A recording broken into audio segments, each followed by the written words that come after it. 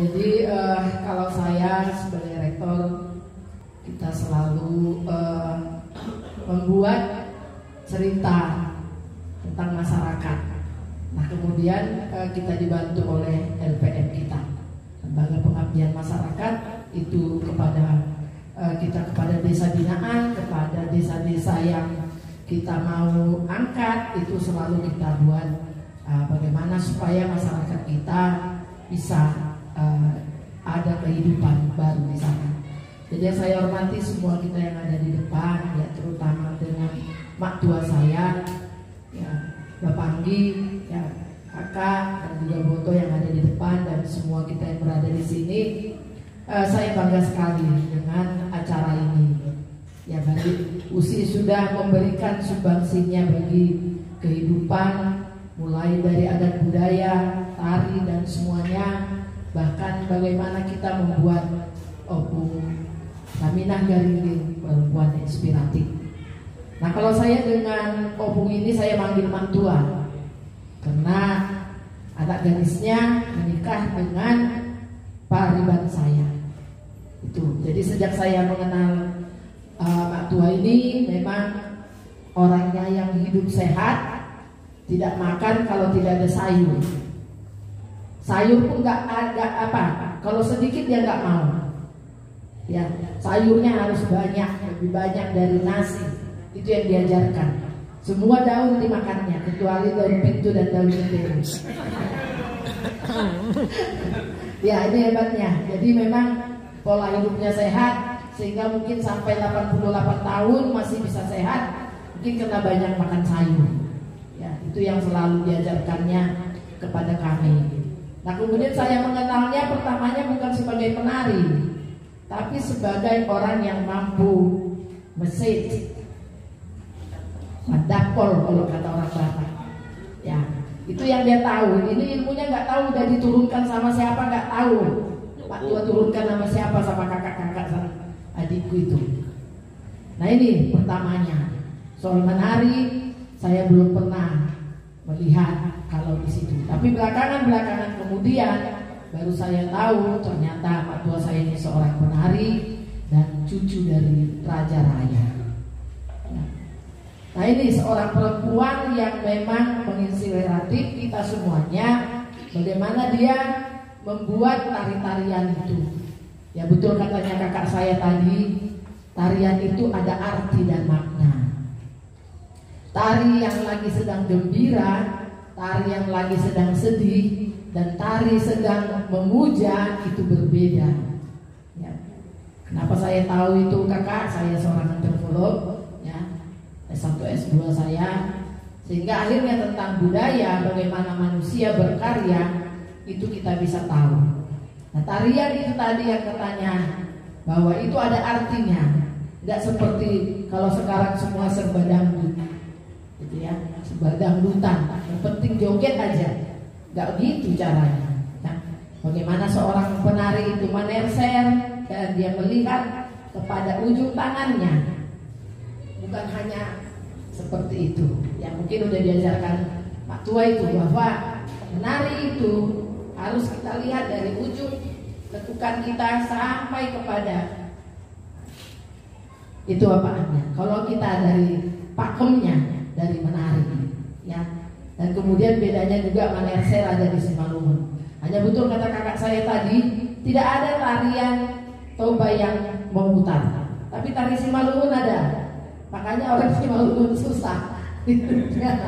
Ya kenapa?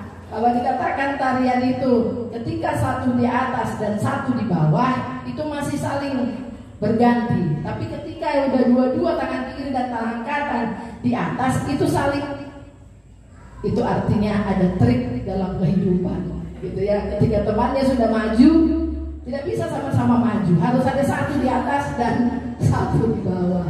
Itu jawabannya. Sehingga akhirnya kita bisa melihat ya. Kalau dikatakan dari segi tari kita bisa tahu kehalusan budaya seseorang.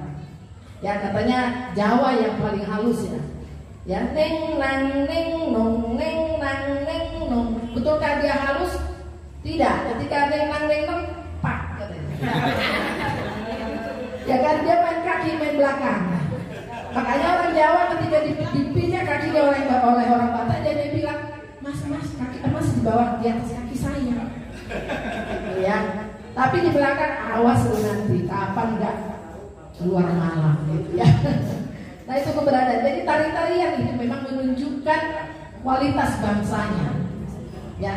Nah jadi oleh sebab itu kalau menari itu, kalau tari Simalungun itu ada outdoornya gitu ya, sama kayak tari tomba juga. Jadi kalau seorang penari atau panortor begitu bunyi musik, otomatis itu nggak nunggu, pasti dia akan gatal itu untuk bergerak.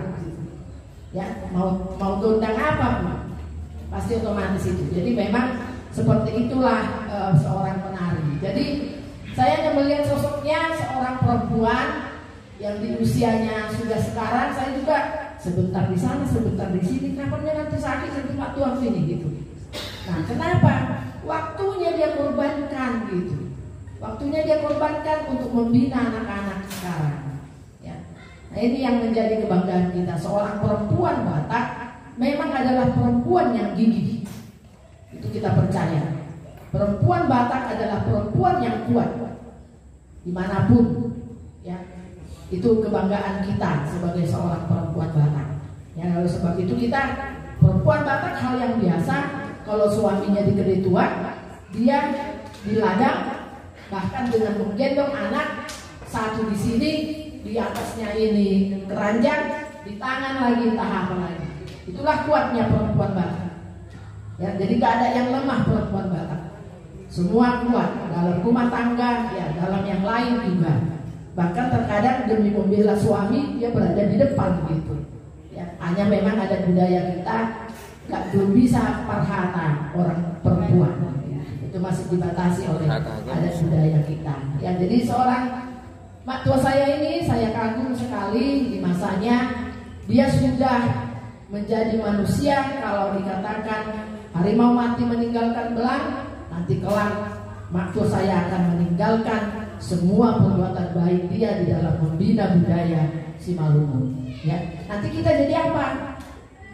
Apakah kita masih sia-sia hanya nanti tinggal nama? Ya orang pergi dia, orang duduk dia tanpa memiliki satu ciri identitas, gitu ya.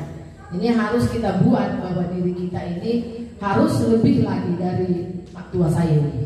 Ya, jadi dia sebagai seorang perempuan kita percaya kalau nanti memang segala persyaratan menjadi maestro itu pasti akan dia dapatkan.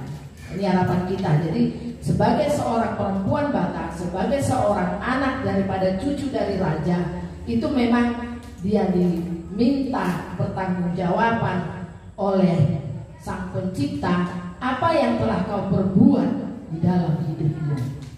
Ya, kita juga nanti ke depan akan seperti itu. Apa yang kita perbuat di dalam hidup kita. Jadi oleh sebab itu kepada Pak Tua juga ya tetap semangat, tetap memberikan ilmunya sampai nanti. Yang tidak bisa berdiri sambil duduk juga bisa. Nah ini banyak hal yang bisa diberikan. Jadi dia membuat kehidupannya dengan itu. Ada pilihan untuk dia menjadi seorang maestro.